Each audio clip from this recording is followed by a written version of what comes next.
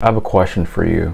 When life feels stable, do you feel uneasy? Do you feel tension? Do you try to ruin it? Do you try to sabotage it? Maybe you ruminate over things and create scenarios in your head. Maybe you create fights, gossip, or create some sort of tension in order to get back to comfort of some kind. Maybe you do this in your relationships, your career, even in your hobbies. When things are going a good way, you look for issues, you look for problems, and then you end up creating those problems. Well, this is the core reason why you keep living in the past. You internalize what has happened to you and you apply it to the present and the future. So you keep reliving things over and over again. There's actually a phenomenon to this, and this is what we're going to talk about in this video. Today I'm going to break down emotional addiction, what it is, how it's affecting you, and also consequences of it. And of course, I'm going to give solutions because you need some solutions, man. Okay, what is emotional addiction? It's the need to constantly feel emotions, whether they're positive or negative. You've experienced these emotions so much that it feels like it's literally a part of you and literally a part of your personality and your whole makeup. So because you feel like this emotion is literally a part of you, you always want to keep reliving it. And the crazy part is a part of you finds fulfillment in reliving this emotion over and over again, and another part of you feels comfort in reliving this emotion over and over again. So if you're looking at yourself and you're always wondering, why do you tend to be sad? Why do you tend to be angry? Why do you tend to always seek pleasure? Why do you tend to have fear? It's because you've experienced these emotions continually in your past, and when it gets to a point where it wouldn't even make sense to experience them, you still look to create it. I found a quote when it comes to emotional addiction that I really like. It's by Andrea Bernetti. She says, emotional addiction is a state where there is a dependency on some emotions, or more specifically on the chemicals produced by the brain when particular emotions are triggered. Better referred to as hit emotions, this chemical reaction to certain emotions gives our brain a similar reward. So when we think of the brain, what is the reward chemical? It's dopamine. You get motivated to do an action because it gives you pleasure. When it comes to our addicted emotions, we can gain dopamine. For example, the emotion of having desire. If you have a lot of desires, you get dopamine from that. And the act of desiring things constantly becomes the addiction. And then maybe this person that has a lot of desires, maybe they turn into a shopaholic, right? Their addiction becomes shopping a lot, but the main root of that is rooted in an emotion, which is desire. And that desire fires dopamine in their brain, telling them to keep doing it. And like I said, emotional addiction is two-sided. It's not just positive emotions, it's negative emotions as well. People can be addicted to stress hormones firing in their body, cortisol. If you've experienced a lot of hardship and stressful situations, when life starts going good, what starts to happen to you? You start getting a little uneasy. It's like, okay, when's the next negative situation coming about? Because my life going great right now, this is weird and this is uncomfortable, right? I'm ready for the next issue to come up. And when there's no issue coming up, you start creating the issue. You starting that fight with your spouse because you need some sort of familiarity with rather than peaceful situations. This is why when people enter new relationships and they've been in previous relationships that were toxic, or they're just used to toxicity in their life, they create it in the relationship. They project it onto their partner. Same thing with people that work at a new job or something. In their old job, it was kind of toxic and it was annoying, like each day at work was a drag. And then they get to this new workplace and everything's peaceful and great. They still look for something to complain about. They still look for something to worry about.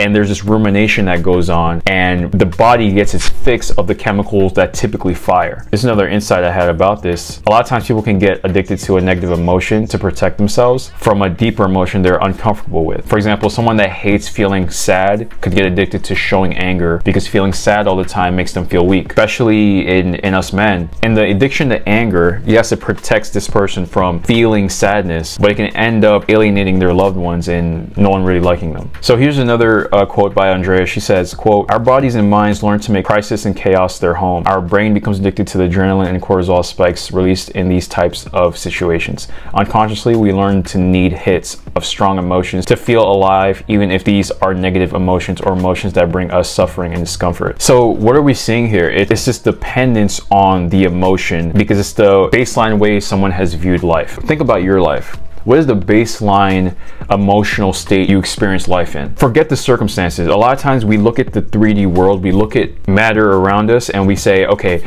I'm like this because of this. I'm like this because of this. And we start playing victim instead of taking accountability and saying, look, I am in control of my frequency. I'm in control of my mindset. What happens around me is what's happening around me right now. What's happened in the past is what's happened in the past. That's a past version of me. That's a past experience. Cool. Now, what can I do to move forward from that? How can can I start to think? How can I start to change? How can I become more aware of what I do and who I am? That way things don't keep reoccurring. There's this concept of these different realities where the decisions you make, the way you think, affects what kind of realities you kind of shift onto. Think of two people, they look exactly the same. Their lives are exactly the same. Positive and negative things happen to both of them. One person, he understands that negativity happens, but his focus is on positive outcomes and the positive realities that he wants. Whereas the other person, positive and negative things happen to him, but he's focused and he ruminates over the negative things that happen to him. What starts to happen is the person that ruminates over the negativity, he gets addicted to the emotion and he starts to identify with them. So when he starts identifying with them, it's his identity, and he starts reliving it over and over again, and it becomes comforting for him. Now, shifting to the other person, they feel the negative emotions, they understand that it happens, but they focus on desirable outcomes, they focus on things that raise their mindset. They experience emotions and they let them go. They don't identify with emotions. This person here is going to have a better reality overall. They're going to start seeing improvements as time goes on. And this comes down to habit, which I have a really nice quote on by Eric Baum. He says, quote, "Habit forming takes place when repeated actions become second nature." So developing an emotional habit means unconsciously training yourself to respond to a variety of triggers with a default emotional reaction. Over time, that feeling becomes a baseline for how you respond to the world. If anger is your default emotion, you might find yourself turning to it whenever you're uncertain. You may feel a sense of calm as this emotion washes over you. And that's powerful right there. Think of the emotion of anger, right? Think about that emotion, how powerful it can be. The fact that that emotion can make somebody calm is pretty wild. Why it would make someone calm is because it's familiar. It's something they've done in their past that they just are so used to. And familiarity is powerful. I want you to imagine this scenario. Let's say you're traveling, and let's say you're going to Japan. This is your first time in Japan. You travel by yourself. You don't know anybody in Japan. When you arrive in Japan, you overhear people talking about America, and you're like, oh, okay, so these are Americans. They have an American accent, they look American. And as they're talking, they start talking about a city that you happen to live near. Let's say they're talking about Omaha, Nebraska. Let's say you live in Omaha, Nebraska. Now you butt into the conversation. You guys say, oh, you guys are from Omaha. I'm from Omaha as well. You don't know these people. These people could be mass murderers. These people could be crazy people. These people, you don't know who these people are. But the simple fact that there's familiarity in the conversation, it creates trust. And it creates a sense of comfort. So you are from the same place. You don't know these people, but the fact that you're from the same place, there's some comfort there. That's the same thing with our emotions. And another quote, we start to come to depend on an emotion for the same reasons we might depend on a substance or behavior. For comfort, relief, release, reassurance, distraction, avoidance, and escapism. We become so dependent upon this emotion that it feels like an obsession, a compulsion, or even an addiction. Wow. Also, certain emotions can be our go-to feeling when we don't know how to feel about things, when we're just unsure. When there's unknowns, your default could be fear, for example. And then fear is what you're used to. Let's say you enter a new relationship and it's amazing, or you start working out and your body's getting better and better. You're so addicted to fear that you start creating fear. In the relationship situation, you may fear that your significant other leaving you. You may fear that they're not into you as much. You may fear that their parents might not like you. All of these things start going through your mind because you're so used to fear.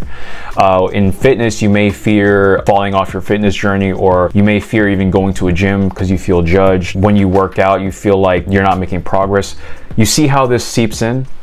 So this is a very important thing that we have to look at, especially when we look at other people and we see that they have addictions of some kind. We have to look at the addiction, but we have to look at the root cause of the addiction. So for example, if somebody is turning to drugs to escape financial hardship is the root cause, but the emotion in that root cause is feelings of stress. It could be stress that they are truly looking to escape from, because there are people in financial hardship that aren't stressed, actually, believe it or not. So it's not necessarily the situation, it's the reaction to the situation. I'm gonna get into solutions because this is gonna be very valuable for you. Listen to all these solutions because I think you should really internalize them. You don't have to do all of them, but you should do a good chunk, especially if it's a solution that you haven't tried before, or you tried it but you haven't really done it consistently. You should probably listen to this list. Also, speaking of consistency, if you're gonna do this, do it consistently, because the mind is tricky, the body is tricky. The brain wants comfort, the brain likes dopamine, the brain literally has neural pathways for certain behaviors of yours. occurs. And the body is literally used to experiencing certain emotions. We have to break this chain link, and we have to do new things in order to make a true difference in our lives. Number one is meditation. Meditation helps you become present. It's absolutely amazing. I recommend guided meditation where someone is speaking and they're guiding you through the whole process. And meditation brings you to the present moment.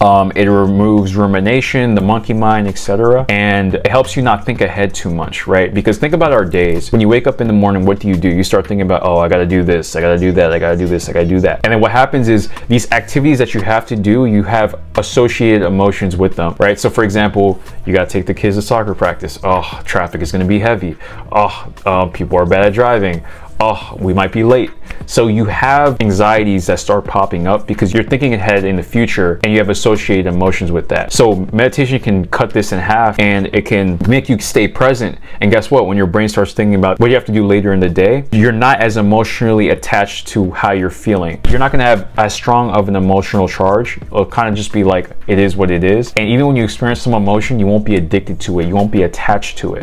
So that's the power of meditation. Also throw yoga in there, stretching the body in a certain ways in order to influence the mind. There are a lot of yoga poses out there. I found a really nice quote on meditation. Deep, measured, consciously controlled breathing has dramatic effects on the nervous system. Many disciplines, such as yogic breathing, invoke consciously controlled breathing as a practice to calm the mind and induce peacefulness. And this falls in line with breath work. It's crazy that just the way we breathe literally influences our thought process and how our body is. A lot of us are very tense.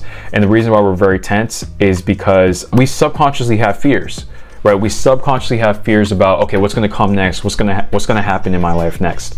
But when we relax the body, when we're able to stretch out the body, when we're able to do breath work, when we're able to watch our minds, the body's relaxed. And when the body's relaxed, the nervous system is like, okay, everything's fine. The brain is like, everything is fine. And that's the power of spiritual practices like meditation, yoga. You're changing the state of the mind, which affects the body, aka how your nervous system reacts to stimuli.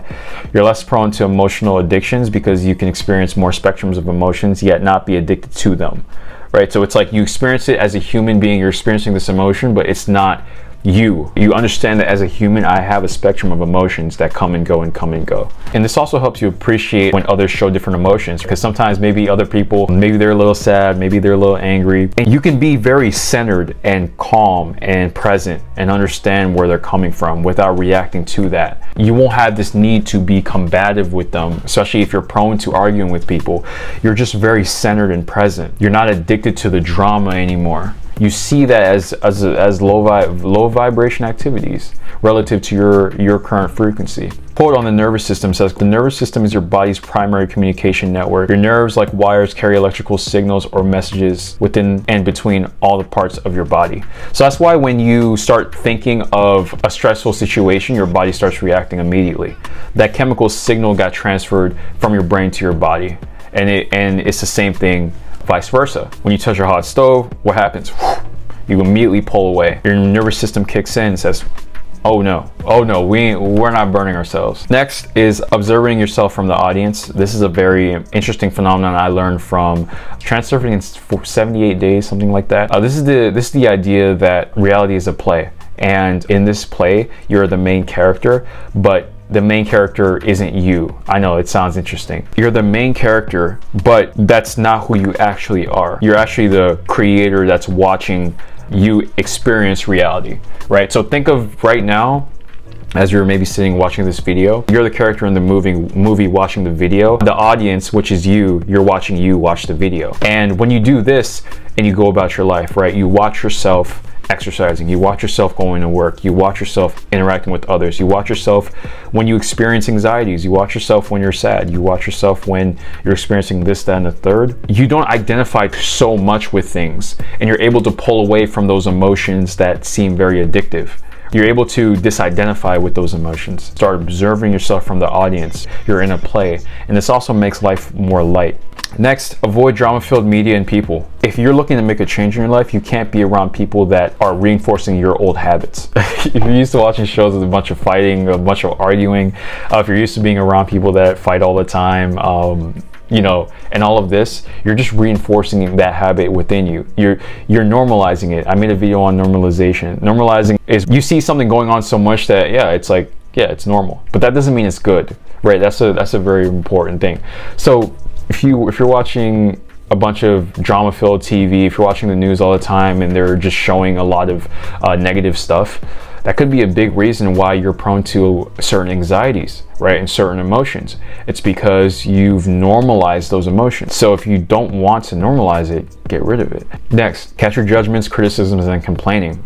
If you're complaining a lot, you're judging a lot, all of that stuff, that comes with emotion. Next is loosen your expectations. So a lot of us, we have a lot of expectations when it comes to ourselves and other people. I'm all for having high expectations, but sometimes we just have to chill with the expectation, because when those expectations don't get met, we can get angry, we can get sad, we can get annoyed. It could be the slightest thing. Maybe someone has met your expectations for a long time, and then the second they don't meet your expectations, you get annoyed by them, you get angry. Oh, they don't love me anymore. Oh, they're this, they're that, they're in the third. You resort to anger or annoyance of some kind because you're used to maybe in the past people letting you down, because in the past you had high expectations of them.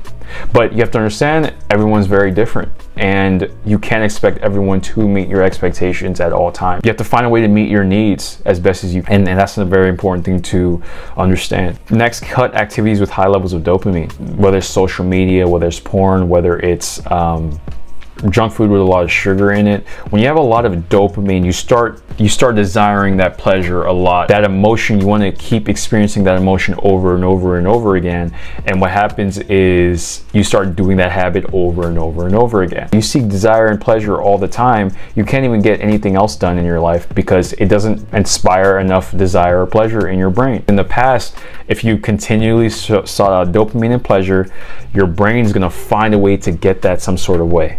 It's going to find a way. So you have to be very mindful when it comes to how you seek out high dopamine activities related to the emotions of desire and pleasure.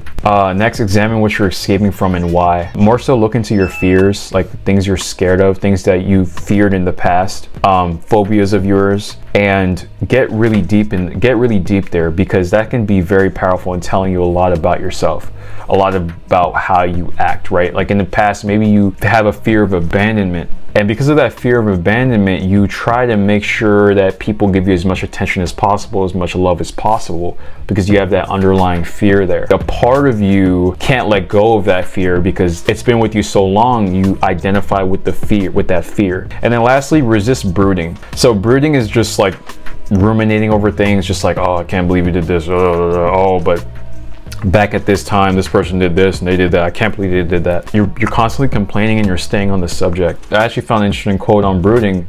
When you brood over something distressing, you rarely gain insight over it. You just end up replaying upsetting situations in your head. Exactly, you start replaying scenarios in your head. It's like when you get into a fight with someone, the fight is over, and then you start replaying the fight and you start thinking about, oh, I should have said this about them, ha ha ha, right? You start brooding over it over and over and over again. And you start replaying situations, and then you do this over and over again through time, and you start holding grudges against people, all of these types of things. So you want to avoid this at all costs. Those are emotional addictions for you.